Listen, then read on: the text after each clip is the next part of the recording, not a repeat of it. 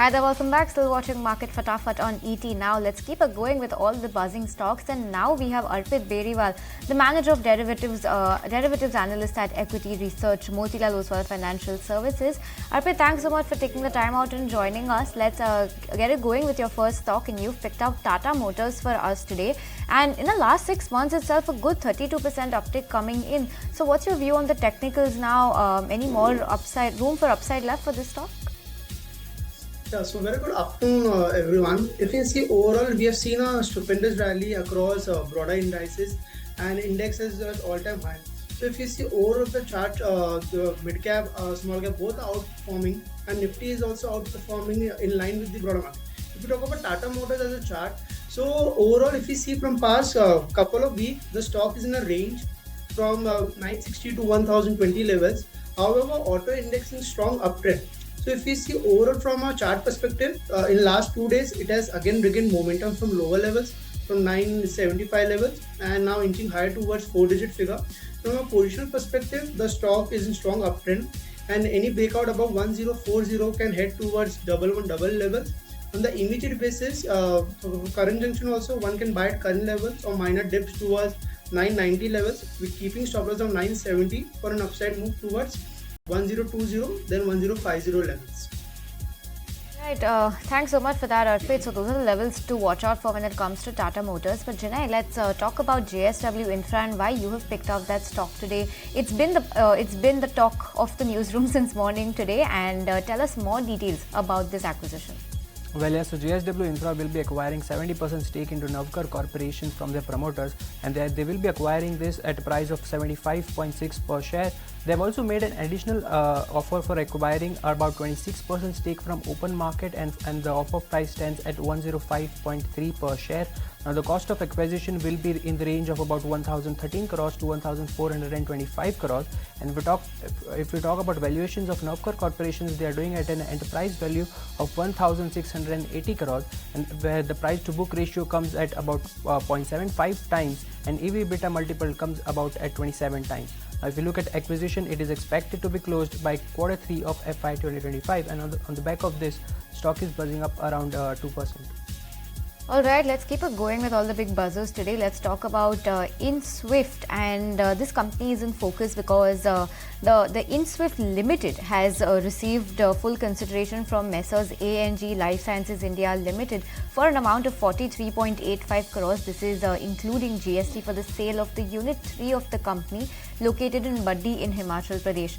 The said property has been duly transferred in the name of Messrs A&G Life Sciences after the registration of the necessary sale deed as well as other documents, and this the amount for this sale deed has been duly and entirely received by InSwift Limited. On the back of that, you have InSwift Limited for sure, but InSwift Labs also doing pretty well in today's trading session, up 2.2% as we speak. But let's once again keep it going with technicals. And Arpit, I'm going to come to you for Century Plyboards. Tell us what you are making of the charts right now and what are the levels that you're spotting for this stock. Yeah, so if you see, as we discussed about the stock also, we are seeing good momentum has seen in last couple of intraday minutes. If I look at the overall chart structure, so good momentum is seen across the mid cap and small cap space.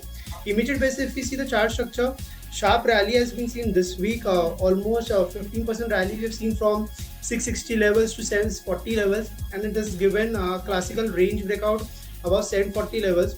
So going forward also, I think there is some more steam left in the stock, and it can easily head towards 820, 840 levels with decent volumes. It has also formed a strong bullish candle on weekly scale that clearly indicates that bulls are holding strong grip in this counter, and it can slowly gradually head towards 850 zone. So Century Ply also would be a buy pick within this space, with keeping stop loss of 735 for an upside move towards 850 zones. Okay, so those are the levels to watch out for when it comes to Century Ply. But Gaurav, Wockhardt Pharma in focus as of now. Now, definitely a press meeting underway as we speak, but it's been locked in upper circuit 5% today. So tell us what that move is about. Well, yes. Wockhardt Pharma is in focus, and the reason being that they have come up with an update for a drug called WCK5222, which is also called as Zenic. Now what they have said is that the investigational antibiotic is actually underway from the investigation to treat the complicated urinary traction infection. Phase 3 of this clinical trial is actually underway, and this is as per the plan, and they are expecting this to conclude by Q1 2025. What they believe is that company has actually reported 100% clinical cure rate in all the 30 critically ill patients where the clinical trial was held on under the phase 3. And that because of this, if you look at if you look at the stock performance also, it is locked in upper circuit. They also believe that within 1 to 2 weeks, the initiating patients showed significant clinical improvement while using the drug, and the phase 3 drug trial is actually expected to conclude mid 2024. But the positive outcomes are coming, and on back of this news, if you look at the stock performance also, that is locked in upper circuit, and if we look at past 1 month also, that has gone up almost by 22%. So definitely a bullish view coming up on Wockhardt on the back of this new drug. Alright, so that's why Wockhardt is up and away, locked in upper circuit in today's trading session. But Janai, let's talk about AU Small Finance Bank. Why have you picked up this stock? I believe it's on the back of some fundraising updates. Well, the board has approved raising of funds by the way of equity by issuing equity share for an aggregate amount not exceeding above 5,000 crores. This will be done on private placement basis via QIP or preferential allotment. Additionally, the board has also approved borrowing of funds not exceeding amount 6,000 crores in one or more tranches. This will be done by issuing of debt issues. So in total, 11,000 crores of approval for fundraising coming in for AU Small Finance Bank, and on the back of that, the stock is buzzing up with the gains of over 1%. Alright, with that, Arpit, let's talk about trend on the charts. Then when I take a look at the moves in the last 6 months, stellar moves, 80% higher. Last 1 year, more than 200% is the move that a trend has seen.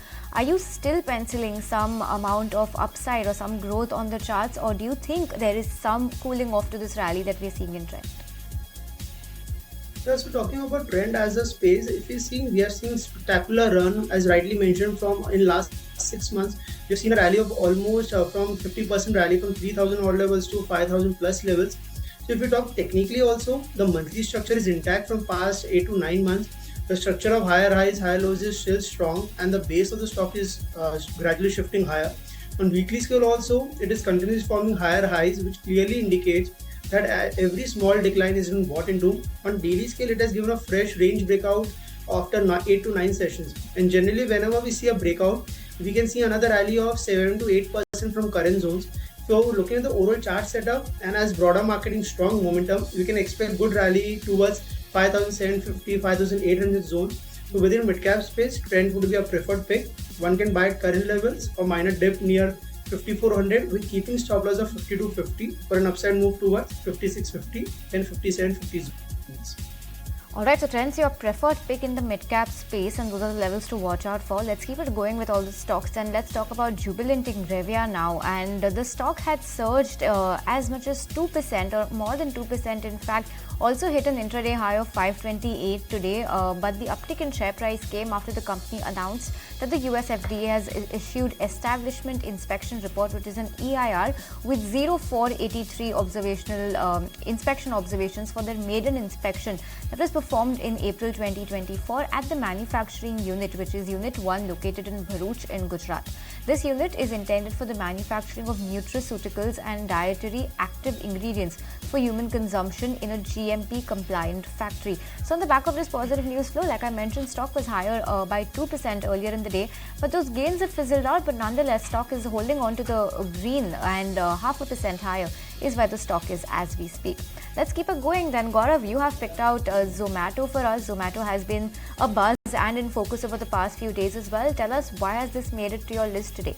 Well, yes. So what Zomato is going to do is now they are going to extend their restaurant service hub segment, and this is basically a one-stop solution to help restaurants to scale up across the country. When we talk about this restaurant service hub, what Zomato will do is that they can offer services related to staffing and licensing for their restaurants. In the last 6 months, if you look at the performance, this service has actually already served over 3,200 restaurants, and it will be extended to all the restaurants across India. Now the company is seeking to provide help in overcoming coming the complexities in running restaurants, like getting requisition license or hiring staff for them. When we look at the official statement coming up from Zomato, Rakesh Ranjan, who is the CEO of food delivery Zomato, said that this restaurant service hub platform is a one step towards our vision to create full stack solution. Even if we look at the stock performance now, it was up in trade in the morning. Now it has given up some of the gains, but even now it is up 0.9%. And given that this can actually bring out another avenues for revenues, definitely watching out on Zomato. Alright, so keep a close eye on Zomato on the back of that news flow. But Arpit, Grasim is what you are flagging off for us today. Tell us what levels you're spotting on this chart, because when I look at the 6-month moves, 25% higher is where the stock has been in the last 6 months. So what's your outlook going ahead, especially on the technical front? Just talking about the stock also, as we have seen outperformance across broader market. And if you particularly talk about cement pack as a whole, we were quite bullish since last week itself, and we were seeing good price action breakout across cement pack, whether it's Ultratech or Grasim. So Grasim, if we talk about technically, it has given a classical range breakout on weekly scale after 7 weeks, and we have seen a good rally in last 2 to 3 sessions also. But as the breakout is quite major, so we can expect another rally of 120-130 points. So technically, give a classical price and range breakout. On daily scale, it is forming higher highs, higher lows with strong bullish candle, and we have seen good noticeable volumes also. It is trading above short-term moving averages, and overall the base of the stock is shifting higher. So I think as it is trading a lifetime high, another 4 to 5% rally cannot be ruled out from current levels also. So one can buy at current levels or minor dip towards 2650 with keeping stop loss of 2550 for an upside move towards 2800, then 2850 zones. 2800, 2850 is the levels that Arpit is spotting for Grasim. Let's move on and talk about Man Industries. Janai, very brilliant moves coming in, 5.5% highs where the stock is right now. What's fueling this up move for the stock today? Well, yes, so the stock is buzzing on the back of brokerage notes. So MK has actually initiated a buying rating with the target price of rupees 500. They say that the company is taking next leap with their 2 exciting projects, and also the company is gaining market share from a growing industry pie. Now MK believes that company is building blocks towards growth, cash generation, and thus higher returns. Now company is also in a transition phase from potential to delivery, and which offers a beneficial positioning opportunity is what MK believes. Now also MK says that on valuation front, risk to reward is very attractive for the company, and that is why the stock is buzzing up around 5%. Alright, so Man Industries one to watch out for in today's trading session. With that, let's slip into a very short break. But before that, listen into a conversation that I had with Sudipta Roy, MD and CEO at L&T Finance. He spoke to me about the company's overall outlook for FY25, the improvement of the company's loan book, and how the quarter has shaped up, especially on the back of Lok Sabha elections in the quarter that just went by. So let's go across and listen into what he had to tell me. You were aiming for retailization of your loan book at 95% by 2026. You're already there 2 years before time. So now would it be safe to say that the overhang, that the unwinding of the corporate book, the impact that it had on your AUM and your credit cost is now behind us? Yeah, so it's more or less in the past. Okay. Yes, right. See, if you look at our overall sort of wholesale book at the end of last quarter, at the end of the quarter, we had about 5,500 crores left, right? We started with about, 36,000 crores odd, right? And then we have traversed the journey. Yes. And when we went into analyst call, by that time, another 1,000 crores had gone off. So, at the time of the analyst call around the 30th of the month of April, we were at about 4,500 crores of wholesale book. So the wholesale book is now a very small portion of our entire book. So, in a way, the retailization journey is truly well under the way. We are above 94%. We were above 94% retail at the end of last quarter. Right. This quarter, it will move even forward. And what had happened was that because we were degrowing our wholesale book at a much faster rate than we were growing our retail book, actually, if you look at the last 4 quarters trajectory, the book actually fell for 2 quarters. Overall book at least fell for 2 quarters. Then it reached a bottom, and then it has started now going up. Hopefully the growth will be more visible this quarter. So yes, I would agree with the statement that the paring down of the wholesale assets is more or less over. Okay. There's a small long tail left. That long tail will probably take another 18 to 24 months to fully go out. Mr. Roy, I have to ask you, Q1 FY25 earnings season is right around the corner. So give us a sense of what this quarter has shaped up for you. If you could share some numbers with us, especially what the quarter has looked like on the back of elections. So without going into specifics, I would say that the quarter we have been able to sort of do what we set ourselves out for the quarter, right? We took some goals at the beginning of the quarter, and typically the first quarter is very, very important for every sort of going concern. So we set ourselves some aggressive goals. Okay. What happened was that the beginning of the quarter, especially in the month of April and May, we had tremendous heat-related issues because it was a very torrid summer. Yes. For example, I'll give you an example. Some of our branches, especially as microloans branches are bare bones branches, right? Typically, many of them do not have air conditioning. It became so hot that actually we had to ship over 2,000 air coolers to all those branches. Oh, okay. Right. So we saw a little bit of a weakness in April, primarily because of the heat, but which again normalized between May and June. Correct. So we are fairly certain that though the quarter is not yet out, we are fairly certain that we will achieve whatever we set ourselves to achieve during the quarter.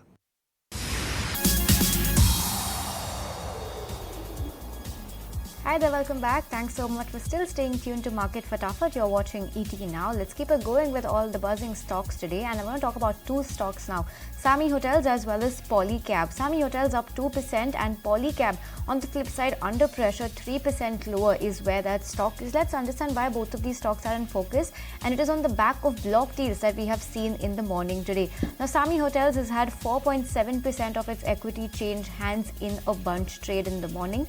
Reports had suggested that GTI Capital was looking to sell up to 1 crore shares via block deals at a floor price of 187 rupees per share, and we'll get confirmation on the buyers and sellers of this block deal post market hours, so keep your eye out on Sami Hotels as well. And Polycab India also in focus on the back of a bunch deal, 3.38 million shares traded in a block deal in the morning, and according to reports, the promoters were looking to sell up to 2% stake via a block deal at the offer size anywhere between 2,005 and 2,145 crore rupees. So once again for Polycab, we'll get to know the list of the buyers and the sellers post-market hours. But well, yes, on the back of the block action that we've seen in the morning, both of these stocks are a buzz. Sami on the positive side, 2%. Polycab lower by 3% as we speak. But let's talk about technicals once more. And Arpit, NTPC is what you are flagging off for us on the charts. What are you witnessing here? What kind of pattern has this stock formed, and what's the outlook going ahead? Yes, talking about overall PSU stocks, post the election we have seen a stupendous fall, but however in the last couple of weeks a good recovery was seen from lower levels from 360 odd levels to 380 levels. On weekly structure from past 7 to 8 weeks it is stuck in the range between 355 on the downside and on the upside 385. However, looking at the overall chart setup as today's weekly close also, monthly close also, so it has from a strong bullish candle, good recovery seen from lower levels, strong bullish Marubozu candle is formed, and I think a close above 385 can set the new leg of rally towards 400-410 levels. So within the energy space, power space, NTPC would be a preferred pick. One can buy at current levels and be more aggressive above 385 levels, with keeping stop loss of 370 on closing basis for an upside move towards 405 then 410 levels. Alright, 405, 410 levels to watch out for when it comes to NTPC. Gaurav, let's talk about the automotive space, especially the ER&D sector. I believe it's a buzz on the back of a brokerage note. Well, yes. INCRED has came up with a note on automotive ER&D space where they have actually initiated on two companies. One is Tata Tech and second is Tata Elxsi. Now they have initiated on both the companies with reduced rating. For Tata Tech, they are targeting a price of 797 rupees, while for Tata Elxsi, they are targeting a price of 6,064 rupees. What they believe is that the automotive sector overall is at a crossroad of contrasting opportunities. So there is a headwind which is definitely coming up in the sector. Automakers are actually reconsidering the viability of alternative technologies, and that is the reason why they are being a little bullish on both these companies. There are other factors which are actually also playing against the company. So one is protectionism, then another one is pricing pressure and the growth moderation that we have seen in the industry overall.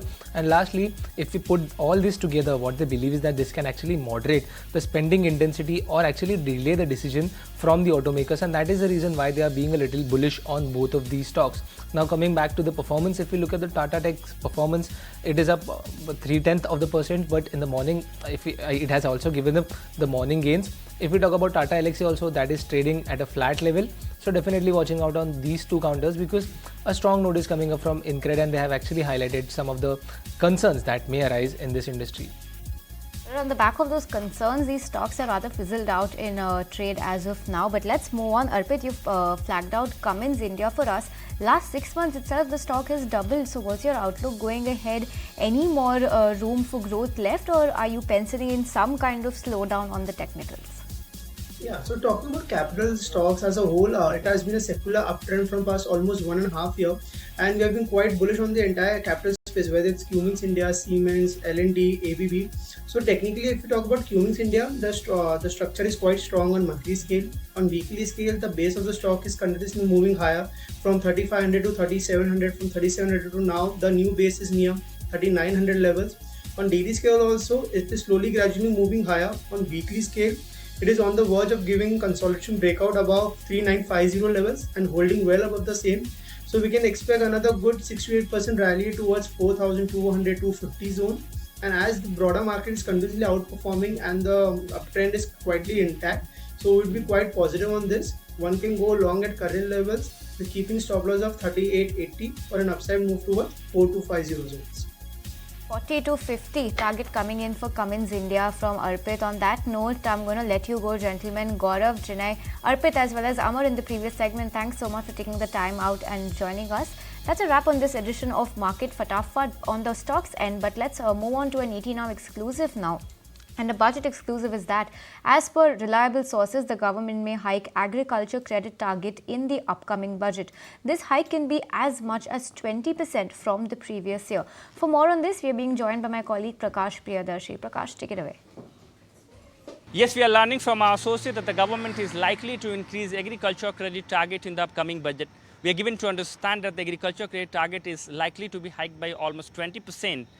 That means the overall target would be increased to around rupees 23 to 24 lakh crores for the financial year 2025, which was rupees 20 lakh crore for the financial year 2024. Along with that, hike in agriculture credit target will help government to cover new agriculture allied sectors, and that will also spur rural demand and the overall growth as well.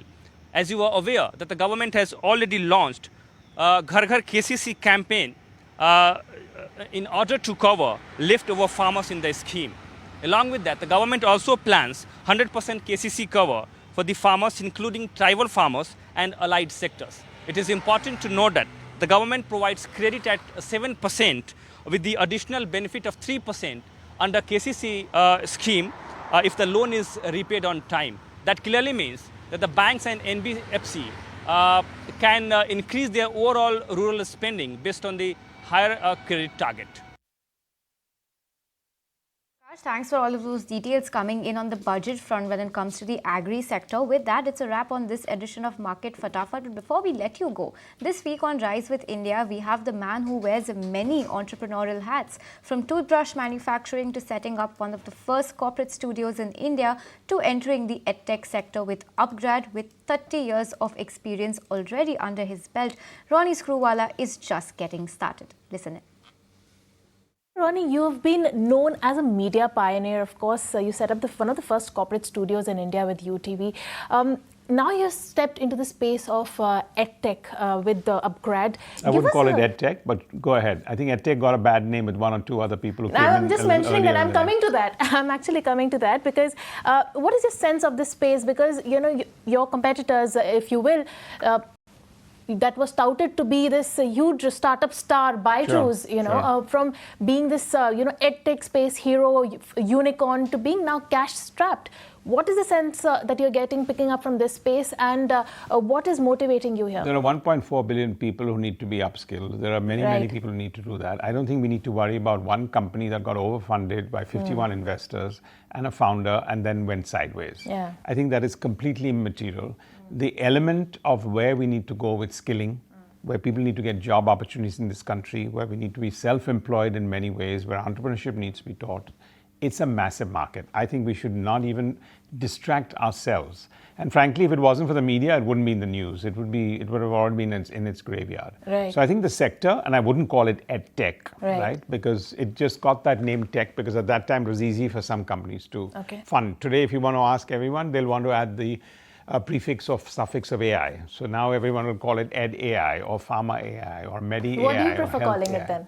No, I think basically the element, see, education is a calendar event. Right. But today, I think what most companies in this field, and especially like Upgrad, are doing is focused on reskilling, the opportunity to give people to do online what offline will never give you for the next 100 years, because you don't have the opportunity to leave your work and go forward. And that every 5 years you need to upskill yourself. So if you take that at the core, it's a massive market, a massive need. Right. And that's where we're here to fill it. Right. All right. Roy, do tell us about your RSP movies also. Is it that you want to go more into theatrical releases, and with the rise and expansion of OTT, the scale of OTT, would you want to expand in OTT? What is the scenario looking like? So for RSP, I don't give it much thought because it's a hobby and a passion. Okay. I think when I built media and built UTV, which by the way was not just a movie studio, we had 10 broadcast channels, we had a business news channel, we had an animation studio, but obviously the high profile emphasis of it is always the movies part of it. Right. But when I divested that to the Walt Disney Company and after 5 years decided to look at it, today it's a passion project and I enjoy it because I can say no 99 times and yes 1 time.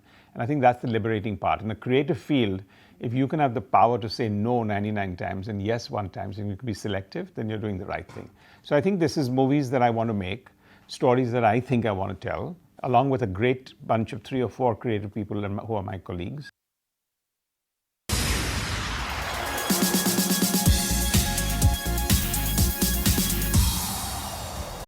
If you like this video, then like, share and subscribe to ET Now.